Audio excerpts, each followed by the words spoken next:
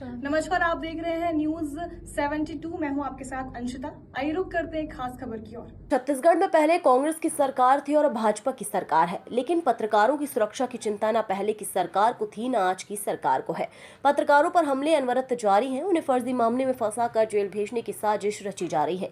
यही वजह है कि संयुक्त पत्रकार महासभा द्वारा राजधानी के ग्रास मेमोरियल में पत्रकार संकल्प दिवस का आयोजन किया गया, जिसमें प्रदेश भर के 30 से ज्यादा पत्रकार संगठनों के पत्रकार शामिल हुए। इस दौरान मंचस्थ वरिष्ठ पत्रकारों द्वारा प्रदेश में पत्रकारों की सुरक्षा को लेकर चिंता जाहिर करते हुए सरकार से तत्काल पत्रकार सुरक्षा कानून लागू करने की मांग की। इसके साथ ही पत्रकारों को शासन की ओर से विभिन्न सुविधाएं देने का प्रस्ताव रखा गया। इसके उपरांत पीड़ित पत्रकारों ने पूर्व की सरकार और वर्तमान सरकार में शोषित होने पर अपनी समस्याएं प्रदेश के पत्रकारों के समक्ष साझा की। पत्रकारों के उद्बोधन के बाद प्रतिनिधिमंडल ने छत्तीसगढ़ सरकार से पत्रकार सुरक्षा कानून लागू करने की मांग को लेकर राजभवन पहुंचे और राज्यपाल के नाम ज्ञापन सौंपा। पीड़ित पत्रकारों ने भी सामूहिक रूप से ज्ञापन सौंपते हुए अपनी और अपने परिवार की सुरक्षा की मांग की। पत्रकारिता संकल्प महासभा का आयोजन छत्तीसगढ़ के इतिहास में ऐसा पहला कार्यक्रम साबित हुआ जिसमें छत्तीसगढ़ के सभी पत्रकारों की एकजुटता दिखाई दी। सभी पीड़ित पत्रकारों ने अपनी आवाज बुलंद करते हुए मंच के माध्यम से सरकार तक अपनी बात पहुंचाई और न्याय की गुहार लगाई। ठीक है,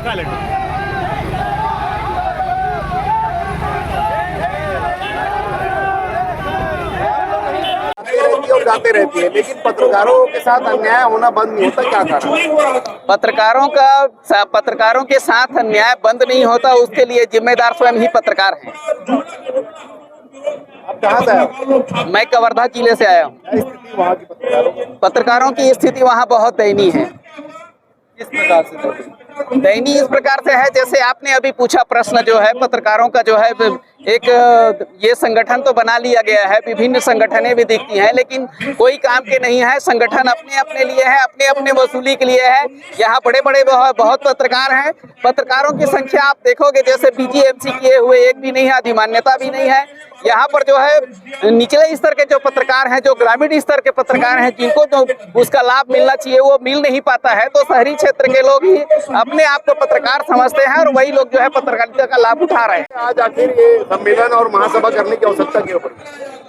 क्योंकि पत्रकारों के अलग अलग संगठन छत्तीसगढ़ में चल रहे हैं और सभी पे इनको अलग अलग पत्रकारों पे जो कार्रवाइयाँ हो रही है उसको देखते हुए सभी पत्रकार संगठनों ने लास्ट अपना एक सामूहिक निर्णय लिया कि अब हम लोग का समय आ गया कि एक मंच पे अपन इकट्ठा हों और सामूहिक रूप से, इसीलिए पत्रकारिता संकल्प के रूप में यहाँ पे एक प्रण किया है कि अब पत्रकारों के ऊपर कोई भी कार्रवाई होती है तो सभी पत्रकार एक दूसरे का साथ देंगे। जी, आज सभी पत्रकारों का संगठन एकता के रूप में आई हुई है। क्या कारण है कि इस प्रकार का कार्यक्रम आयोजित करना पड़ा? देखिए, छत्तीसगढ़ में पत्रकार सुरक्षा कानून जब तक लागू नहीं होगा, पत्रकार इसी तरीके से प्रताड़ित होते रहेंगे और अपने हक की लड़ाई के लिए आज जैसे छत्तीसगढ़ के राजधानी रायपुर में एकत्रित हुए हैं, अब तो कहीं भी किसी भी पत्रकार के साथ अगर प्रताड़ना होती है तो पूरे छत्तीसगढ़ के लोग एक होकर इसी तरीके से सुरक्षा कानून की हक की बात को लेकर एकता दिखाएंगे और संघर्ष करते रहेंगे। अपना कैरियर महाकौशल से शुरू किया और वो भी मेरा सौभाग्य रहा कि नव भारत में 10 साल में मैंने काम किया और उनके साथ रहकर के उनसे सीखने का बहुत अवसर मुझे मिला। एक पत्रकार हुए मधुकर खेर ऐसे पत्रकार रहे कि जीवन भर किसी अखबार में उन्होंने नौकरी नहीं की, फ्रीलांसिंग में पत्रकारिता करते रहे। टाइम्स ऑफ इंडिया में, इलस्ट्रेटेड वीकली में, अंग्रेजी। मायाराम सुरजन, जिन्होंने एक मिसाल स्तंभ लेखन के माध्यम से स्थापित की और पत्रकारिता को कहा कि हम पत्र नहीं हैं, हम मित्र हैं। पत्रकारिता जब समाज का मित्र बन जाती है तब उसका दायरा बहुत बढ़ जाता है। तो ऐसे मायाराम सुरजन, उनके चले जाने के बाद उनके सुयोग्य पुत्र ललित सुरजन ने पत्रकारिता की। वो एक अच्छी कवि भी थी, तो इसलिए देशबंधु में साहित्य को भी बहुत स्पेस मिला करता था। उसी फिलहाल खबर में इतना ही। बने रहिए हमारे चैनल के साथ। नमस्कार।